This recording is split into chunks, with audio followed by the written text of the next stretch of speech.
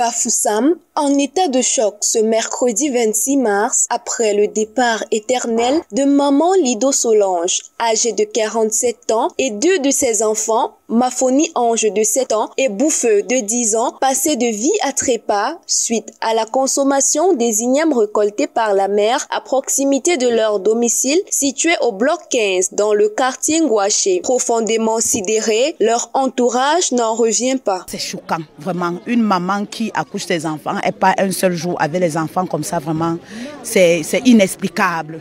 On a vécu tout événement de façon drastique. On ne comprend rien, Déjà hier, avant-hier, il y a 48 heures, on a parlé d'un accident concernant la même famille. Le plat d'igname blanc qui leur a coûté la vie a été concocté depuis dimanche dernier par l'une des filles de cette famille, encore en soins intensifs dans une formation sanitaire. Quelques instants après consommation, les douleurs n'ont pas tardé à se faire ressentir. Inquiets par leur état, ils ont été immédiatement conduits au centre de santé de la zone où ils ont plongé dans un coma profond. Un quatrième enfant est actuellement en soins intensifs luttant pour sa survie. Le père de famille, qui n'avait pas encore mangé le repas, reste abasourdi face à cet événement inattendu. Surtout de 19h30, que je me rends à l'hôpital, il est trouvé dans cette situation comme ça, dans le coma.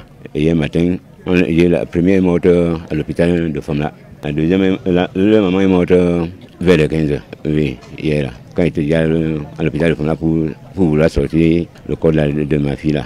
Elle est arrivée ici. C'est autour de 19h qu'on vient encore avec l'autre corps. Plus tard, les 3 dépouilles ont été récupérées et finalement acheminées vers le village Baladi à Bouda. Cette tragédie soulève de nombreuses interrogations sur la sécurité alimentaire et l'origine des ignames consommés. Les autorités locales auraient ouvert une enquête pour déterminer les causes exactes de ce décès. Ces 3 vies précieuses, arrachées trop tôt, resteront à jamais gravées dans la mémoire des populations.